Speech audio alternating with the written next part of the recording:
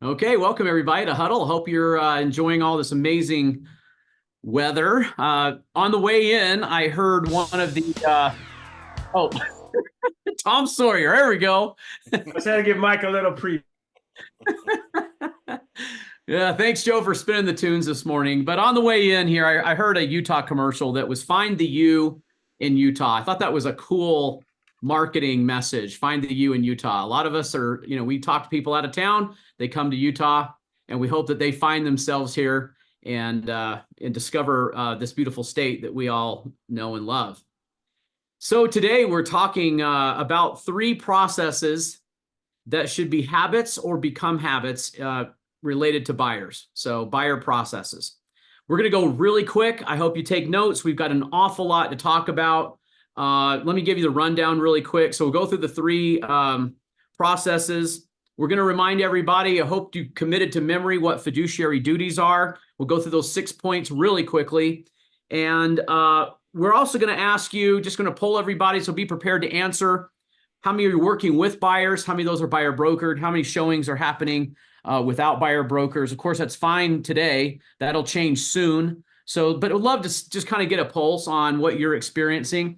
And then we're going to go through 105 more ways that NAR put out that a buyer agent is worth every penny. That's the name of the article they put out. We're going to go through that. And if we've got time, I wanted to give everyone a tip on how to add things to the buyer guide. Yes, it's 40 pages. You say, oh my goodness, that's so long. If you want to add to it and have a expanded version, there's a lot that can be added. So how does that sound? Is that going to be a good huddle today? Yes? Yes. Gotta love Zoom, man. Everyone talks at the same time. They talk over each other. But thank you, Mike. It's you and me. Okay. And thanks for the head nod, Sharon. I appreciate it. Okay, so let's go ahead and get started. Actually, Mike, do you want to just get that? Let's do a poll and begin there, and then you want to go over the fiduciary duties quickly? Mm-hmm. We're doing a poll? Yeah, let's. I don't know if official poll here. We could use chat if you want, but whatever you want to do. Yeah, just in the chat, make it easier because I don't think I can create the poll fast enough. Are you currently, I think, what are our two questions? Are you currently doing, let's start with this. Are you actually doing a buyer consultation? If you started that, let's start with that question first. Throw it in the chat if you will, please. Maybe here, think about if you're using the buyer guide, are you having buyer consultation meetings? And thanks for the honesty. It really is helpful. So no shame, Phil.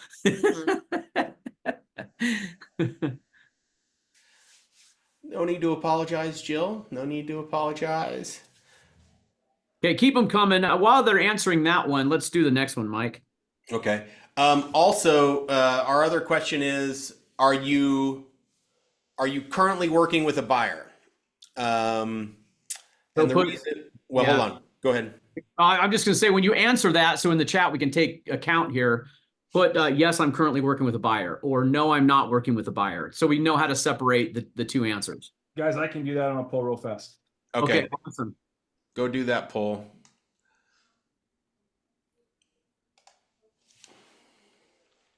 Of course, guess what the next question is going to be? If you're currently working with a buyer, are they buyer brokered? In other words, are you showing houses to buyers that are not buyer brokered? So you're currently working with a buyer. Good. Nice job, Joe. Wow, you're fast at that. Can you do the next poll too, Joe? You can? Okay. Yep. So if you're currently working with a buyer, how many of those are buyer brokered? Please answer, you guys. It's like we've got how many answers? 12, and there's 28 on the call. Yep. So the bigger the sample size, the better the conclusion. All right, I'm going to end this one. We'll launch the next one.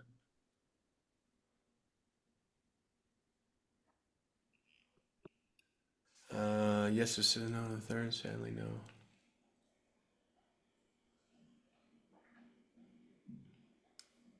Okay. And then are they buyer brokered? Yep.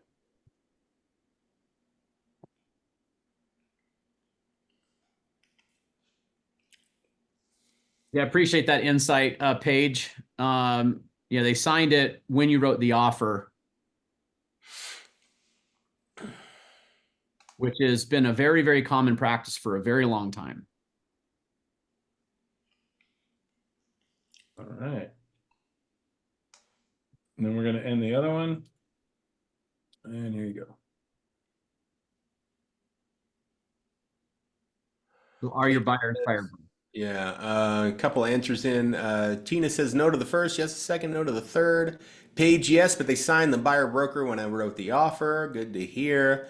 Bob says yes first is no. I think you mean change. Then you need to sign up. Paige says old school. Then I'm going to have to improve. So we're 50-50 on whether or not they're buyer brokered. Yeah. On 8. Okay. It's not bad. It's not bad. Mike, why is a lead conversion with a buyer so much easier when you just show them houses until they find one? Like why has that been what we've been doing? Well, I think it's pretty easy. I think the answer is that's the path of least resistance. The path of least resistance is that if somebody is ready, willing, and able to look at a house, well, we're going to go show it to them, 1 or 2 times before we get serious. And, and it seems obvious why that would happen, right? We get to see them in person. We get to have a face-to-face conversation. They get to see our personality. We get to meet them. And that's a way to build a relationship. And it's worked pretty well. Yep. Yeah, there's a get to know you period when you do that. You can meet, like you said, you can meet them and meet the family if that's the case. And yeah, you just get to know them until they feel comfortable. So, and then if you do find something, then you're off and running, and now you've got to write the offer. You're writing up the buyer broker agreement. As we all know, we beat the dead horse so many times here. So, we'll relish the fact that when we move on to other topics, but we know what's coming. We know that we have to have buyer broker agreements before we show a property, and the solution looks like that's going to be just short time frames. Like a week, 2 weeks, 10 days, 5 days, something like that. This has its own set of problems, in which we've talked about in previous huddles and sales meetings and emails and documents that we've sent and countless other discussions. So we understand that, but it is what's coming. Do we have new forms yet? No. Are they in the works? Yes. So mentioned that on last huddle as well. Mark and Rob are on the forms committee. We will see changes to the REPC to include a compensation section. There'll all be other modifications as well. The buyer broker agreement obviously will change. It just changed, and they did it too quickly. So they're making other changes. The the exclusive right to sell agreement also will change. And the unrepresented buyer form will have to change. So all that's coming. As soon as those are done, we'll announce it, and then and we'll hold a CE class, which I've said before. Good news here is we already have those classes approved. So I don't have to wait 30 days for the state to approve them. We can just literally get the form and hold the class. All right. And while we talk through the forms, you get credit, which you're going to have to talk through the forms anyway. So it's like free CE credit. We're just handing it out like cigars, so, or candy, candy's probably more appropriate. If you missed the banter in the beginning, Mike was talking about cigars. So that's why that hit the example. Okay. Well, that's good information. All right, Mike, let's review fiduciary duties really quickly. I'm curious, this is also participation. Let's just guide everyone through what are the, can you name all 6 of the fiduciary duties of an agent? And if you can, put them in the chat, man. This, without looking, do you think someone's looking them up right now, Mike? Do you think like someone's opening up their string of manual? Listen, right now? if you want to win bad enough, You're gonna. You think they're Googling it? I'd be disappointed if they weren't, frankly. I mean, look at Rachel's eyes. Like she's looking at another screen right now. Do you think on that screen is like Google, you know? And then Bob's got his manual out. He's already turned to the page. I was going to give away some money, but I get you really can't do that. Old car. There you go. Yes. Linda, nice job remembering old car. Amanda claims that she did not Google. And put confidentiality. Good. Well, that's good. Okay, good. And a funnier one would have been like disclosure. You know, full disclosure. I did not Google, you know. Hey, nice job, Rachel. Loyalty, obedience. Oh, wait, you got loyalty twice. But that's important. It's double important. Yeah, it's twice as important.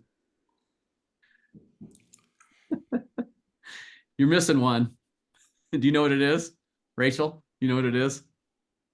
Thinking? The answers are in the chat now.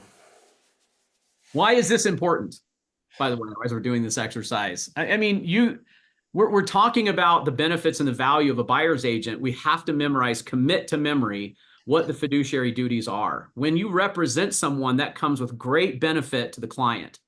And if you do not have representation, they are unrepresented and therefore are missing out on the benefits of representation. So just make sure that you have these committed to memory. So do you want me to give them to you? Mike, why don't you give it?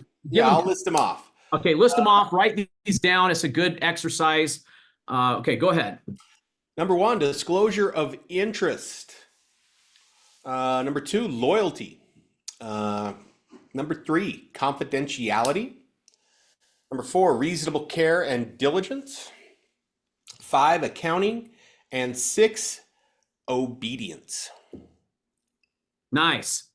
So we disclose any interest. There's no conflicts.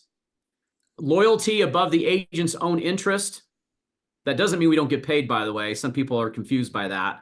Loyalty doesn't mean you don't get paid. Like, doesn't mean I'm loyal, therefore, you know, I don't get paid. No, we'll address pay. By the way, I'll mention that in a second, what the changes are going to come on the buyer broker agreement. Confidentiality, you know, we don't speak about anything that would weaken the bargaining position of our client unless it's a material fact. Reasonable care is where all agents get sued, by the way. That's the, you know, when we lack reasonable care and diligence. This is a professional standard of what's reasonable to expect from a professional in treating a client. Accounting for all monies, we don't lose earnest money. You know, now gone are the days where, you know, we're carrying around checks in our pocket and the dry cleaner calls you up and says, hey, there was a check in your pocket. And of course, that never happened to me. As a friend of mine, he told me the story. It never happened to me. I've always been very, very careful with money. But okay, so that's accounting for, and then obedience to lawful instructions. So we do what the client asks us to do. Since Huddle is always the first on the scene, it seems like with the, you know, the breaking news or whatever, but Brookshire or the Forms Committee is going to put in the buyer broker agreement a section where the buyer instructs the agent on what they want the agent to do. And we discovered that the BBC is not, say, 3%. What would you like me to do? Do you want me to continue to show those houses? Do you want me to give you that list? Do you want me to bring it to your attention? What would you like me to do? What if there is no compensation? What do you want me to do? So we're going to just cut this concept off at the knees that says that the agent was not loyal because they didn't show a property that had no compensation. All right, we're just going to end that discussion. No, I did exactly what my client asked me to do. Okay, so it's either going to be an addendum from Brookshire or it's going to be edited into the UAR form. We're hoping that the UAR adopts that paragraph, and it's something that we felt very strongly about. Okay, moving right along. I guess, Mike, we should get into the 3 processes, right? Yes. Next. Okay, so what do you think the 3 processes that should be habits now? I mean, we kind of already teased this. if there are 3 things that you should be already doing related to the buyer processes, what do you think they should be?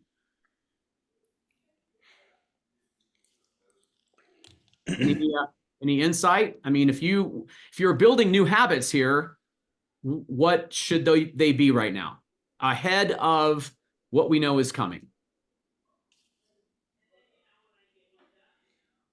No answers. Okay. Kimberly, buyer broker consultation sign. Yep. That's it. So the number one habit is the buyer consultation happens first before showings. It's going to be a hard one to do.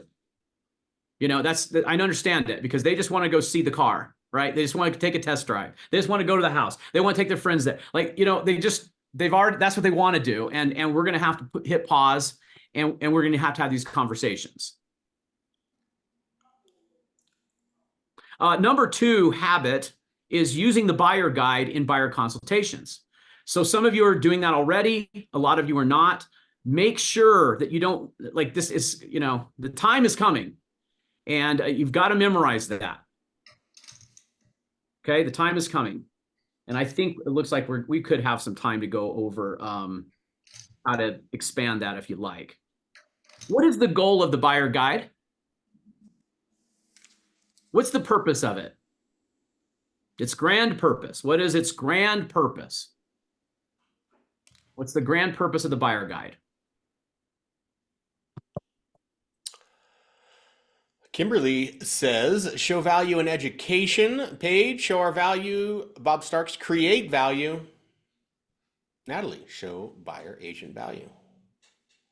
You're right. And I like that you've added education into that because it's tough to show value without educating. And I think if we had a grand purpose, it would definitely be value. Because if they don't understand your value, they're going to go off without you. And if they go off without you, they're going to get harmed. Bottom line. Okay. So that's why in some ways, you know, we kind of came in the side door on this one. We showed the buyer, we're guiding them through, we're educating them on the process, but the whole purpose of that buyer guide is to build the value in you. They need to understand that. All right. So I love that. Good answers, guys. That's so it really it's a worthy endeavor, right? It's worth your time to study and master the buyer guide. Okay. The third thing that should be a habit is presenting solutions to problems. Remember that value happens. I have said this over and over again, but it's really critical. And by the way, repetition is how you learn. Okay, so like we have to repeat these things sometimes 100 times and commit them to memory. But how does value happen? Value happens when problem meets solution or solutions meet problem, right? And when that happens, value happens. It's the effect of it. It's kind of like a lab experiment. You know, if I took a molecule of air or a molecule of oxygen and a molecule of water and I slammed them together, what do I get? If I took the molecule of problem and the molecule of solution and I slammed them together, what do I get? Value. It becomes value. So the trouble we have is that people don't already know what the problems are. So the buyer guide is a way to introduce them softly to what are some of the things that could be in the way, to what the problems are. And remember, this is the your favorite hero villain movie, okay? Or your favorite movie, even the chick flicks, okay? Even Barbie, right? Tammy made me watch Barbie. So, and I'm like, it's all right. You know, I'll sure, you know, it had a good message. I raised 4 daughters. I liked the message. But it had a problem, right? Because Ken was the problem. You know? And there's this evil Mattel, right? That is lurking. But there's always a villain. Otherwise, we don't value the hero. Okay, so just make sure that we're introducing some of the problems. Hey, Mike, do you think that if I became really negative with everyone, I'm just always talking about problems, that could backfire on me? Yeah, maybe. May have the potential. The problem with that, Will, is that no one would believe you. Yeah, it's always like you can't be that way. Okay, so another tip for today is don't take the fun out of buying real estate. Don't do that. Like put the fun in it, like keep the fun, have a good time. Talk about how enjoyable this is going to be. Like it can be great. I'm excited for you guys. What a cool chapter. Let's get out there and see some homes. I hope one really speaks to you. I hope we find something that you really connect with. Wow, what a big part of your life right now. Have fun with it. Like let's not take the fun out of purchasing real estate, even though we have to introduce them to the villains. Okay. All right. So that's the 3. So buyer consultation first instead of home showing. Using the buyer guide and buyer consultations. Understanding the goal of the buyer guide is to show value and educate. Presenting solutions after problems are discovered. So those are the 3 things that should be habits in our buyer processes right now, or become habits. Okay, so I hope you wrote those down. All right, Mike, let's go over the 105 ways. And when we're done with that, let's come back. I want to give you kind of a little mini script related to buyer broker commissions when you're talking to sellers. I'll give you a little script answer that I thought was really good. I was reading an article this morning and I kind of just summarized it. So I think I can help you with that. And then it does look like we're going to have some time to how do we expand the buyer guide to be even broader and really, really specific. So let's do that. Let's do the 105 ways. This is, hey, how many of you have already seen this? Maybe pull it up, Mike. And okay, give me a second. I'm going to put the document in the chat, the 105 ways document in the chat for everybody. You can use it yourself. And then here, let me pull it up.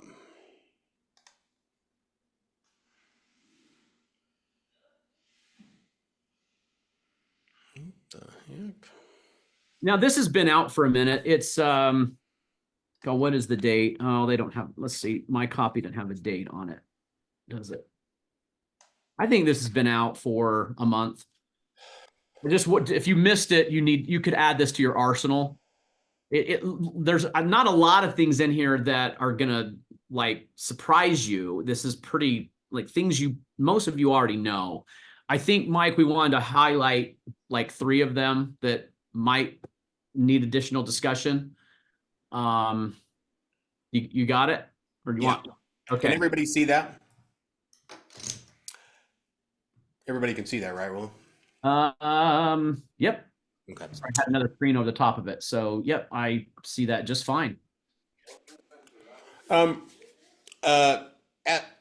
Let's see, real quick. Sandy says, I signed on a listing the other day that the seller wanted to try and do a for sale by owner for 3 to 4 weeks before committing to hire me and paying a commission. I went over per my broker's recommendation and took the forms, started asking him what they would do if and when they saw, whatever she was talking about. They chose to sign with me before I left. Very good, Sandy. Nice. Like to hear those things. I think that's a great example, Mike, of education changes the decision. Once the agent has educated the seller and they understand the consequences or cause and effect of decisions, they make different decisions. That's fantastic, Sandy. Yeah.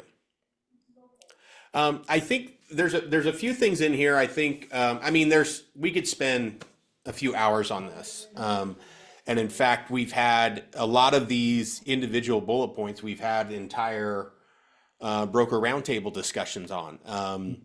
And a good one is explain what to look for in applicable property disclosures. If we talk about value and how we're presenting and providing our value, just the seller's property condition disclosure can be a minefield of problems, right? Right. And especially if you explain your relationship as an agent to those property disclosures, right? We don't solve the problems on the property condition disclosure. We just provide resources so they can solve the problems, right? We're here to assist them in solving those problems. We're a conduit for those types of things. But just explaining what those sellers' property condition disclosures are, doing a setup of that problem, like, hey, there could be this or that on there. We need to look for, as much as we're seeing on there, we need to be aware of what might not be on there or what is potentially left blank, right? We need to provide really good explanation on what that means and how that relates to their post-closing world, right? They need to understand that everything on those disclosures is, if it's on there, we can't complain about it later, potentially, okay? Something like that is really, really important. Preparing the buyer, I really like this section. Really easy stuff. I think, just put it in the chat. It doesn't need to be anything official, but how many people are or have been reviewing market statistics when you're doing a buyer presentation? For those that are doing buyer presentations, and some of the statistics I think that would be meaningful, average days on market, right? Explain why those things are important. It's one thing to say, hey, man, this home's been on the market for 30 days. I mean, without context of that simple data point, what good does that do to have that information? It almost does nothing, right? 30 days on market might be nothing. Mike, I think that's a really good point. Because if you took their price range and you ran some market data, you're setting an expectation right from the start. This is what we're up against. We could find price points that have very short days on market.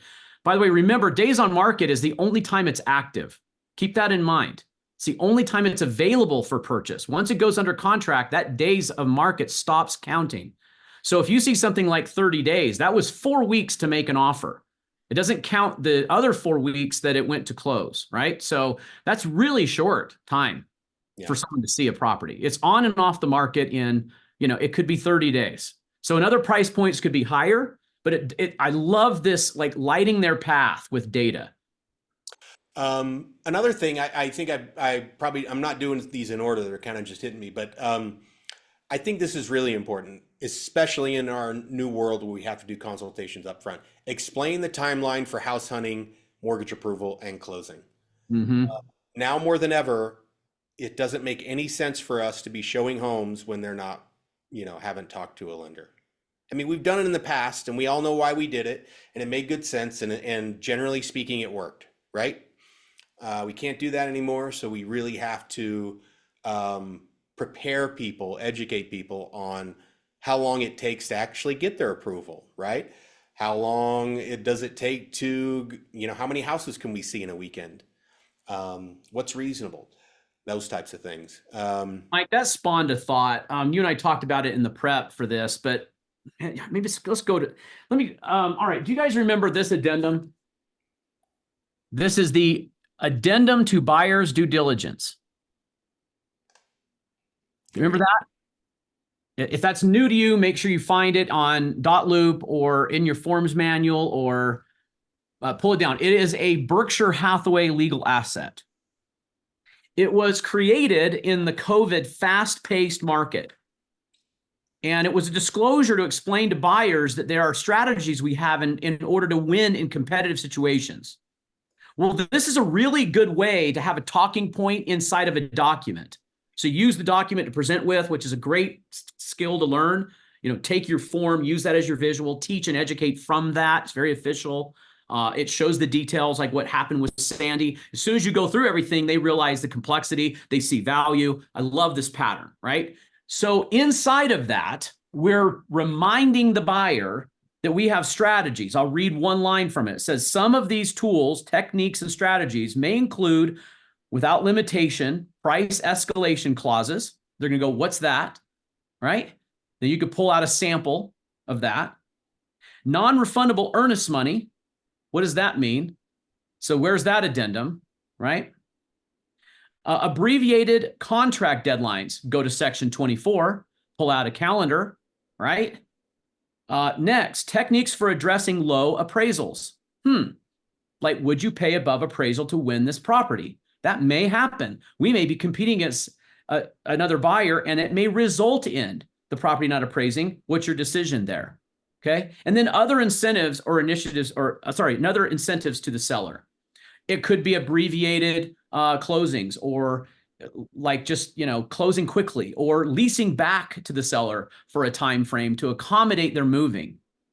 Well, that's all in here, right? So, wow.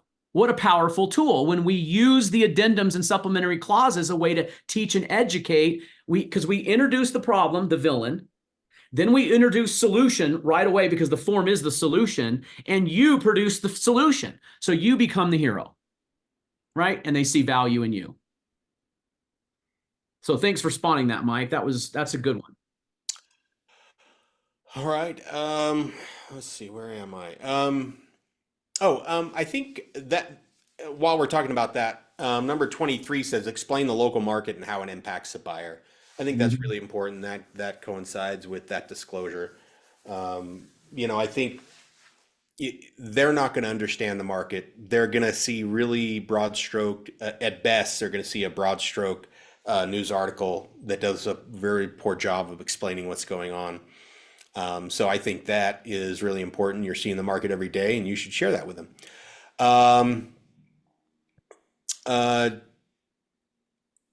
So this is number 34, says prepare lender for listing agent calls. That spawns several items when we talk about lenders. Yes, it's helpful when our clients choose the lenders that we know do a really good job and protect them, but that's not always going to happen. It's their choice. So spend time talking about what a good lender looks like and the job function from your perspective that they should be performing as well. And that does include, how do you respond? Like, ask your lender if these aren't your preferred lenders, and you haven't worked with them before, talk to your clients. Say, hey, have a conversation with your lender about how they respond to listing agent phone calls. Like, what does that look like? Are we providing, what kind of documentation are they providing? What are they saying and how are they saying it? I think is a really good conversation to have.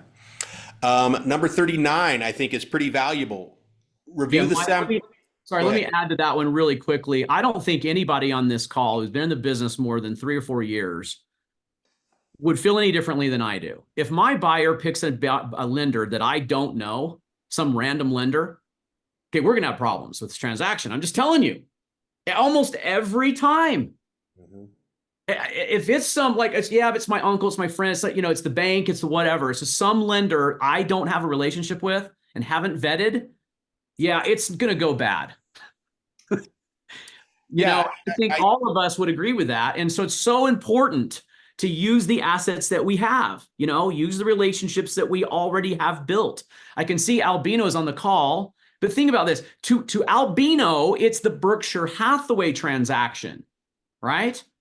It's the entire, because he's us.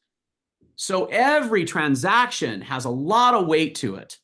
Instead of just a random person who has one deal, if it works out, it works out. We uncovered the other day a lender who had a bad habit of promising buyers they could get things done when knowing full well they can't qualify.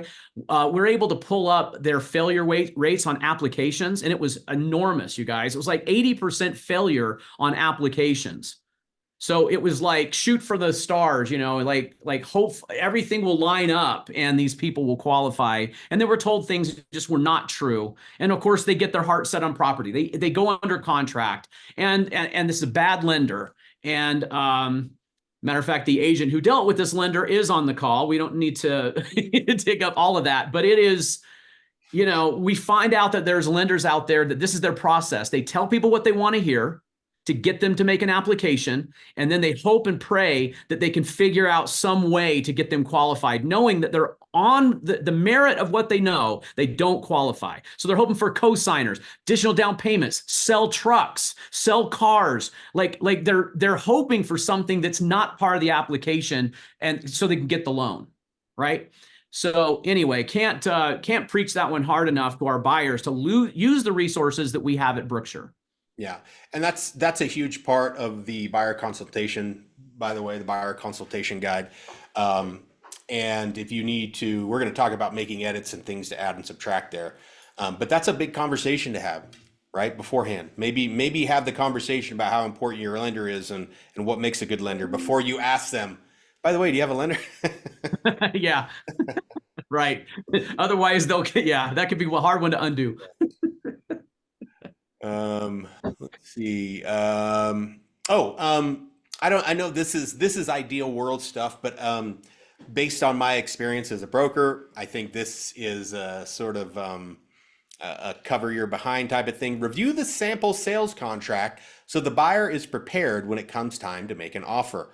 I think there is a real amount of comfort to our clients when they've already reviewed the document that they are about to sign, because that is nerve-wracking to a lot of people, right? I mean, I'm sure a huge portion of them can't remember a single line after the week after they close. They have no idea what their real estate purchase contract said. So giving them a copy ahead of time, maybe reviewing it, because reviewing it on site is sort of like at a closing, you know, where you get 5,000 papers and they're like, be sure to read every single one of them. Oh, by the way, we have to be out of here in 45 minutes. It's just not going to happen. So give that ahead of time. I think they'll feel more comfortable. It's good advice, Mike. I'm glad you picked that one. That's one of my favorites. Look, for 20 years now, I've been trying to tell agents to use forms when they present, because it's such a powerful way to show your value. So I hope you're doing that. If you're not, just start doing, try it, right? You'll present to forms that you know. The ones you don't know, you won't go there, right? So it starts with mastering the forms, memorizing them, finding your way around the forms manual. Carry that with you. It's a very portable, easy way to use the forms in a presentation. So I hope you're doing that one. Yeah. So this section is entitled Showing Properties. I'll only do a couple here. Number 41, educate the buyer on the immediacy of new listings appearing in their local MLS marketplace and the lag time for them to appear on some websites. I think, we kind of always have that discussion, but people are still trending to the websites that do not provide that immediacy. And in some market conditions, that's really, really important that we get there and handle those things. So make sure you're talking about that. Yeah, we're talking about Zillow there. Yep. I mean, I just, that should not be our first point of search. And we have other tools, right, to search better. Yeah, so, and I think too, it's a really good time to talk about it's a really good time to talk about Real Scout and why everybody should be using that. And we already have, many of you already have the habit of using the MLS as your alert system, but Real Scout's better, easier to use, provides more information, and the user experience for your clients is also better. So remember, if you're going to learn a new system and brush up your skills on this and create a new way of doing things, that's a good thing to throw in there. I think you're going to like it better. So that could be part of your buyer consultation as well. Don't forget it. Let's see. This one is, there's stuff in here about zoning and building restrictions. I think that's, good stuff to send links to those things. But this is the one, this one right here, number 54, this one's always difficult. But I think if you establish a system and get the right contacts in place, it doesn't have to be. So number 54 is collect and share pertinent data on values, taxes, utility costs. So a lot of people always have those questions about what utilities look like. Put in the chat if you have a really good way of providing some value there, especially after closing. I know like every city will have contact information about signing up for trash services, who your utility providers are. Those things are easy. We only need a few contacts there. But to have a single list that you put together to provide that is really comforting, I think, to a lot of people. Yep. Have a template, and then, depending on your city that you're going to, you just update city information there. I think can be really valuable to people, really comforting. Let me add to that, Mike. In a lot of our markets that are resort oriented, where you have a cash buyer, we have the perspective here is the cost to carry. What is the cost to carry the property? So, it's not just debt service and house payment. It's kind of the first thing we think about. And many of our buyers, that's their world. Okay. But if I'm buying a second home or I'm paying cash, what is the cost to carry? That is the utilities. That's the HOA. That's the taxes. That's the maintenance of the property. That's really great when you're trying to make decisions on what the cost to carry is. I remember one of our agents was told by a buyer that they had a budget of the cost to carry. That's how they approached it. They started off with Like I'm going to pay cash, but my cost to carry cannot be more than $18,000 a year.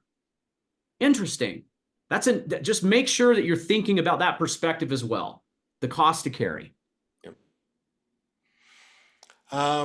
Negotiating offers. I think I think if you're going to spend any amount of time on this, you only have a limited amount of time. This is one of my favorites, negotiating offers. I think people don't put enough time into thinking about how they should negotiate and what kind of leverage they have or do not have when they enter into these things. So these are good things to brush up on. Let's do one more, Mike, and then okay. One more. Yeah. Well, let's pick one.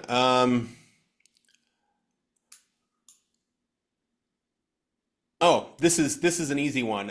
Number 68, I think, is kind of the broad stroke here. Recommend optional contingencies and explain the pros and cons of using them.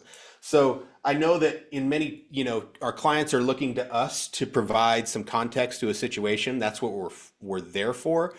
I think it's always important to couch our opinions in, listen, this is a good option. The reason it's good is for these reasons. Now, the drawbacks of this option are these reasons. The decision is yours, but these are your options. And make sure you lay them all out, whether they're good or bad or indifferent.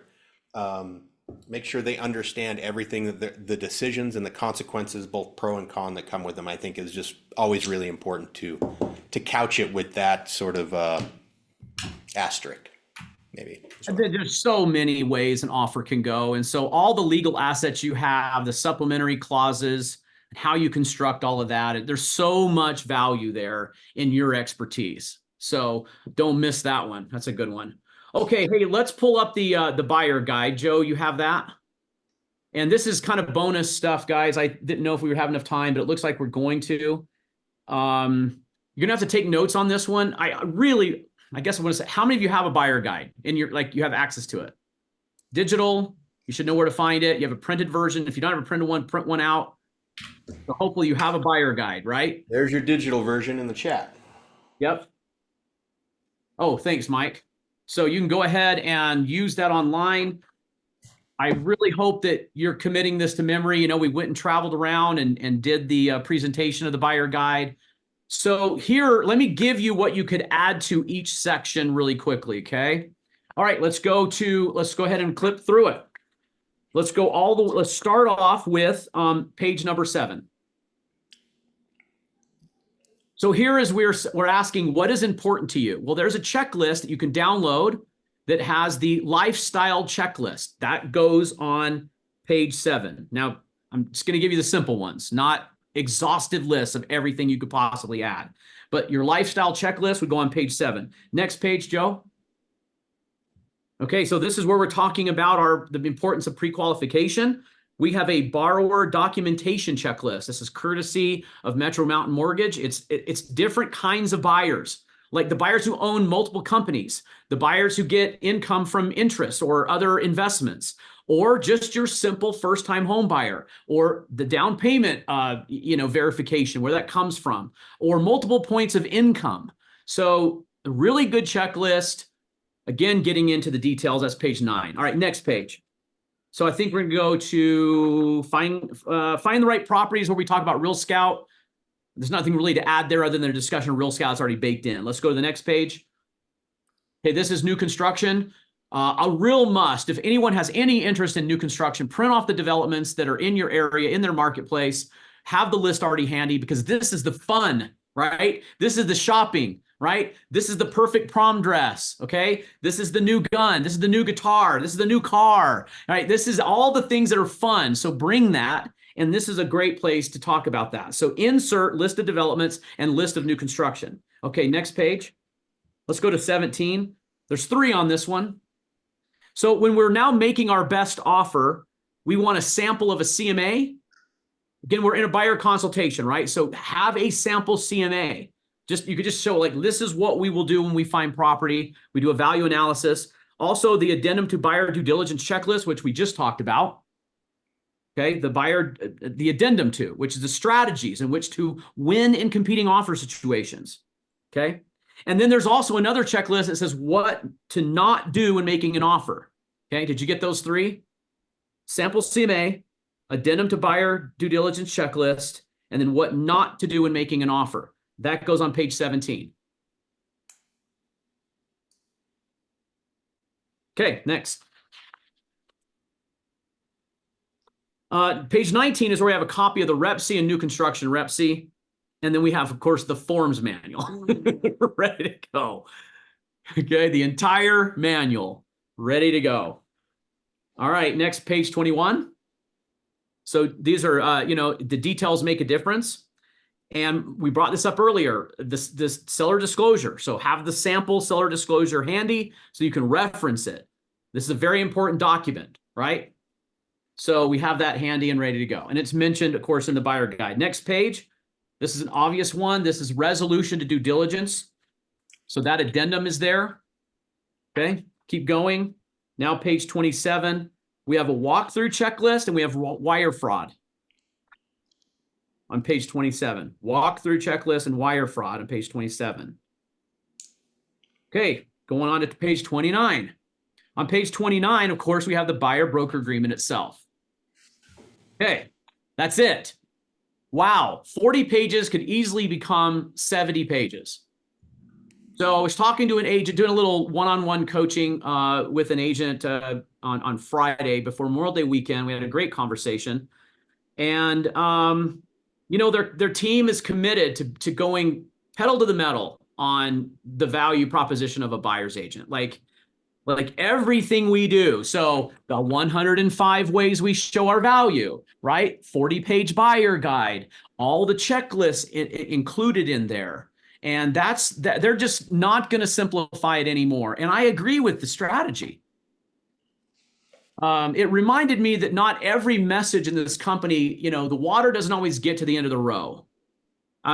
We have 500 agents in this company and we have 39 people on Huddle. And we have about half that do attend sales meeting. And I don't know what percent read their email. Joe, you probably would know. I don't know if they read it or open it. But, help us out here. And if anyone's struggling, first of all, I commend you for taking your time and investing in Huddle.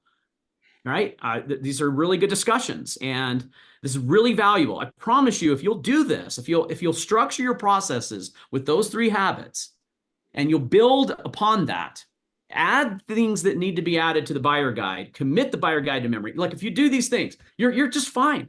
Like not only are you fine, you're amazing. You're going to struggle. You have no struggle with buyers. They would have to be absolutely crazy or foolish not to hire you as their buyer's agent. Right? Okay, I want to give you a little scripting answer. Okay, this is in an answer to a seller who says, why am I paying a buyer's agent? Why don't I just pay my own agent and they can pay their own? Okay, so put a little, this is some wording if you want to commit this to memory. I'm trying to give you as simple as you can. You can expand it, make it your own. Here you go. Buyers need to, want to, prefer to, and only can afford to finance the cost of their agent. I'll say that again. Buyers need to, want to, prefer to, and only can afford to finance the cost of their agent, which is why we include it in the sales price. One more time. Buyers need to, want to, prefer to, and only can afford to finance the cost of their agent. That's why we put it in the sales price. That's really what this has been about for decades. It's the reason it was originally structured this way. Remember, there's also other costs to transactions. Title insurance, there could be warranty costs, there could be transfer fees. All of these get negotiated in a contract. Remember, there was a perspective of we have a deed and we have a bill of sale. Those are the core instruments to have a real estate transaction. The deed transfers real property. The bill of sale transfers personal property related to the real property. Well, what's the purpose of the contract? The contract is there to decide who pays the fees associated with those simple things. Insert the Rep C, right? So one more time, buyer needs to, wants to, prefers to, and can only afford to finance the cost of their agent, which is why we put it in the sales price. That equals more exposure. That equals more buyers. That ultimately equals a better net for our seller, which is our goal and our objective when we represent a seller client. Still believe that that first step for all of us is to make sure our sellers understand the importance of hiring buyers agents and the role that they play. And this is a shift in emphasis for us, that we take the buyer guide with us to a listing appointment. And I hope you're doing that too. What else, Mike? Did we have one other thing that we were? Let me see. What did we miss? That's a lot. That's a lot. Yeah. I don't think we missed anything, Will. We didn't? Okay. I mean, I think we did have some. Well, there's one question we didn't ask, is just a general question of, what are you experiencing out there right now? Is there anything that's unique to this market, this settlement, the current environment we're in? Does anybody have anything they'd like to discuss in the last 5 minutes?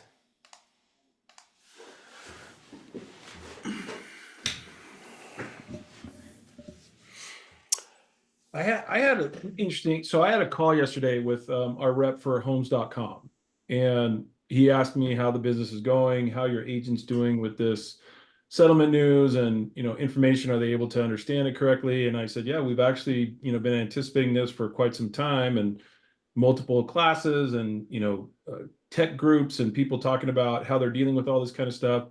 And he was blown away with the organization that our brokerage had surrounding educating agents on how to deal with the complexities of the fallout of this conversation. And he said he had two clients, two full brokerages, one in Indiana, and I think the other one was in Florida, that closed their doors because the agents were just, I don't want to deal with this. And they jumped to other brokerages, and the brokerages literally were down to like 2-3 people. And so they actually shuttered, and they were all, he said, there's so much shoulder shrugging in brokerage leadership that it's really difficult sometimes to get people to start thinking about other ways to do this. So I thought it was just, and it was sort of his offhand comment, but I thought that was a kind of compliment to, Will and the team for making sure that what we deliver here is something that we give value, so that you guys can give value and explain this situation from a position of knowledge and authority, as opposed to confusion and we're not really sure what's going to happen. Because anytime there's confusion in a sales transaction, the first thing to get negotiated is the price on the commission. Thank you, Joe. Jill, take it away. Hi, guys. Okay. I'm having an open house, and little Betty buyer comes in. We have the new rules that apply. They're supposed to have a buyer broker agreement signed. It's at an open house. They have an agent already, but there's nothing signed for them to see the property at an open house. What do I do? Well, is it today or is it September? September. September, Will. Well, okay. Well, first of all, the listing agent can show the property. We don't need a written agreement with customer buyer to show the property. Are you sure? Absolutely. Absolutely certain. Yep. Okay. Like, remember, we're hired by the seller to sell the property, not market it. Like, I think that this is, we kind of got lost a little bit, I think, there in, we started calling listing appointments marketing presentations, and there are marketing presentations, but the job of the listing agent is close property. All right. Every new construction out there has a model agent, and they have more buyers that are customer buyers, meaning unrepresented, than they have buyers that are represented by other agents. This could be very common. And that fiduciary duty to that seller, that builder seller, is built on the same fundamental principles as the single seller who hires an agent to list and show and sell the property. And part of your duty as a listing agent is to make sure you sell the property. Remember, there is huge problems with unrepresented buyers, right, from the buyer's point of view. And I think, Jill, this is why we get the hesitation of, does this buyer even have an understanding? Remember, state law does require the listing agent to remind the buyer that they have the right to have representation. Okay. That's a law. But here's my thing though, Will, Yeah. is this rule is supposed to apply to us if we're showing a property to somebody that maybe just called on our listing or whatever, but we're supposed to have a buyer broker agreement in hand. So you're saying it doesn't apply to the listing agent, it only applies to the buyer broker or the buyer's agent. That's correct. It only Okay. applies to the agent who is representing a buyer, not the seller. So Or be representing the buyer. but if they become your buyer because of the open house, you didn't have them sign a buyer broker agreement at the time because you're the listing agent, but now they want you to represent them after the fact. So are we in trouble because after the fact they signed the buyer broker? No, I can get where you're pinpointing that moment in time where we're transitioning to potentially having a limited agency scenario. Right. When the seller's agent showed the property, they had the ability to do that because they do not represent the buyer, or not only represent the buyer. The stipulations, the change in the industry, okay, the lawsuits have all been about the buyer's agent and now restructuring how a buyer's agent changes their processes. So the buyer agent cannot show a property without having a buyer broker agreement. Or, and then that's going to be our state, guys, is the way it's looking. This showing agreement discussion that's been out there. I don't think that's going to happen in Utah, but we'll wait for it to play out. I don't think those are going to happen. I know Zillow came up with a showing agreement. Doesn't look like UAR is going to go down that road. Instead, they're going to have, and it's very dangerous, right? It's a showing agreement does not create agency. And the state of Utah doesn't like that idea, neither does the UAR. If you're going to act as a buyer's agent and go show a property, this client, the public, should have the protection of a fiduciary relationship. So really good question, Jill. That's really good question. And yeah, Bob, you're right. I mean, it's the difference in a client versus a customer. A customer does not have representation and a client does. And the listing agent can show customers all day long. The buyer agent can't. The buyer agent has to have permission to do that. And that's the stipulations. That's all states. In our state, it looks like it's going to be a buyer broker agreement, even if it's for a weekend, even if it's for 7 days. I can see where it's going to get nasty because these buyers don't want to bother their agents that they have buyer brokers with. And they're going to say, yeah, Jill, we're not working with anybody, blah, blah, blah. We'll sign with you. And they end up wanting to buy the property and they use their whoever they had to start with. I just can see it just getting really twisted. Well, remember, the same rules apply. You have to ask if they've been a buyer brokered with any other agent. That's not going to go away. Yeah. I can just see people, just because of the nuisance of it and the hassle of it, they're just going to say, no, I'll sign it to get into the property just for the convenience of it. But really, they have somebody. Yeah, we're going to have to make sure people understand that we'll hold them to those agreements. Yeah. If they buy the property we showed, we're going to hold them to that. And it's going to say that. Yeah. So there'll be protection periods similar to the listing agreement. But really good. Hey, we're out of time. That's boy, that hour went fast. Hey, I sure what do you think I'm going to say right here? I love you guys. Well, because I do. It's a blessing and a curse, honestly. But I do love you guys. Just grateful for the friendships that we all have, and just remind you again, yeah, it's time for a dad joke. I got my favorite one sitting here, Linda. But really, guys, I'm 100% confident that if you'll follow this guidance today, you're going to be more than okay with every buyer out there. You're very valuable at what you do, and I think everyone's going to see it. And I think we're, in some ways, some of you are over-prepared, and that's a good thing. If you're starting to get tired of this discussion, it's because you're prepared to play.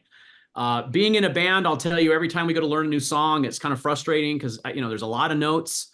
There's a lot of intricacies to every song, and it's a pain in the butt to learn them from at the start. And then once you played them 1,000 times, you can't stand the song. That's when you know you're ready to play it in front of an audience. And I think that same thing goes for presentation skills.